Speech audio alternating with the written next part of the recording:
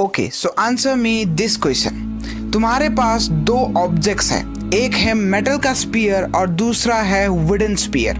दोनों same temperature पे है, मान लो रूम टेम्परेचर पे है। सो द क्वेश्चन इज, अगर तुम दोनों स्पीयर को हाथ लगाओगे तो तुम्हें कौन सा वाला ज्यादा हॉट महसूस होगा? अब तुम लोग कहोगे कि यार कैसा फालतू का सवाल पूछ रहा है, सिंस दोनों सेम टेम्परेचर पे है तो अगर हम दोनों को छुएंगे तो दोनों का इफेक्ट हमें सेम महसूस होगा। बट ट्रस्ट मी, ये सवाल जितना आसान दिखाई दे रहा है उतना ही ज्यादा मुश्किल है। ये सवाल जितना सिंपल दिखाई दे रहा है उतना ही ज्यादा डिसेप्टिव है। हालांकि दोनों का टेम्परेचर सेम है, but the metal one would seem much colder as compared to that of wooden one. तो अब हमारे अंडरस्टैंडिंग पर एक बहुत ही गहरा सवाल उठ रहा है, क्या टेम्परेचर का कॉन्सेप्ट ऐसा ही है जैसा कि हम पहले से अंडरस्टैंड करते आ रहे थे? क्या हम पहले से ही टेम्परेचर को गलत समझते आ रहे हैं? Is temperature miss interpreted and the main thing is temperature is just a mere illusion? तो आज की इस वीडियो का मेन मुद्दा भी यही होने वाला होगा। हम टेम्परेचर के रिलेटेड काफी ज्यादा मिथ्स को बस्ट करने वाले होंगे and we are going to answer a lot of questions about temperature.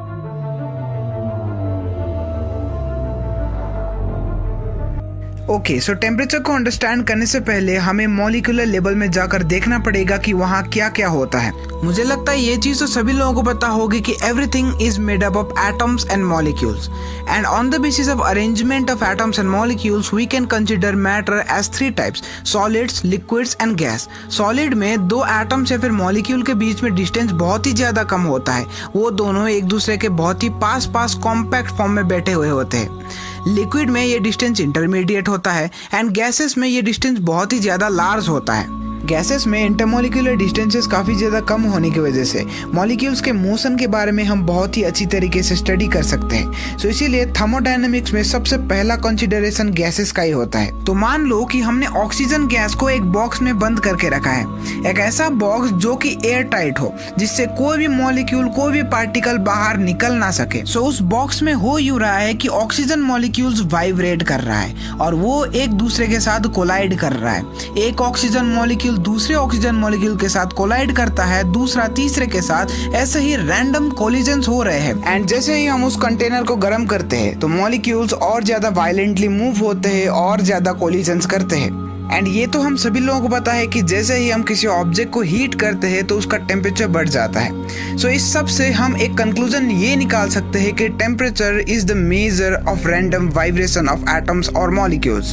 जितना ज्यादा एटम्स और मॉलिक्यूल्स में वाइब्रेशन होगा उतना ही ज्यादा हमारा टेम्परेचर होगा। सो अब हमें ये पता लग गया है कि जैसे ही हम किसी ऑब्जेक्ट का टेम्परेचर बढ़ाते हैं तो उसकी वजह से उसके अंदर का एटम्स और मॉलिक्यूल बहुत ही तेजी से मूव होना शुरू कर देते हैं एंड रैंडमली फास्ट वाइब्रेट करना शुरू कर देते हैं। एंड जैसे ही atoms and molecules high speed से मूव करेंगे, हाई वेलोसिटी से मूव करेंगे, तो इसका मतलब ये है कि उसकी थर्मल एनर्जी भी इंक्रीज होगी। तो इसका मतलब ये है कि temperature is somehow a measure of an object's thermal energy. And for a simple case, एक ऑब्जेक्ट का टेम्परेचर हमें ये बताता है कि उसके अंदर कितना थर्मल एनर्जी स्टोर्ड है। अब सबसे पहले हमने जो एग्जांपल कंसीडर किया था उस केस में भी यही चीज हो रहा है। एक्चुअली हमारा बॉडी रूम टेम्परेचर से थोड़ा ज्यादा टेम्परेचर पर होता है एंड इसकी वजह से यू ऑल नो दैट कि heat flows from high temperature to lower temperature. तो जब भी हमारा हाथ मेटल के कांटेक्ट में आता है तो हमारे हाथों से हीट एनर्जी या फिर थर्मल एनर्जी ट्रांसफर होती है उस मेटल के स्फीयर में। एंड सिंस हीट हमारे हाथों से उस मेटल के स्फीयर में ट्रांसफर हो रहा है तो इसीलिए हमारे हाथों का टेम्परेचर गिर जाएगा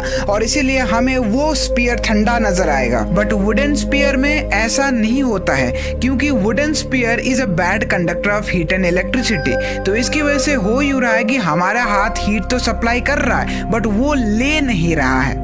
So the conclusion of the whole discussion is temperature is not the measure of hotness or coldness of an object, but it is the measure of the stored thermal energy inside it. अब वो object to object depend करता है कि वो thermal energy को कितना transfer करता है या फिर वो थर्मल एनर्जी कितना ले सकता है। सो अभी तो तुम लोग हीट को एक बहुत ही अच्छी तरीके से एनर्जी के फॉर्म में विजुअलाइज कर सकते हो, बट पहले ऐसा नहीं था। लोग हीट को लिक्विड मानते थे।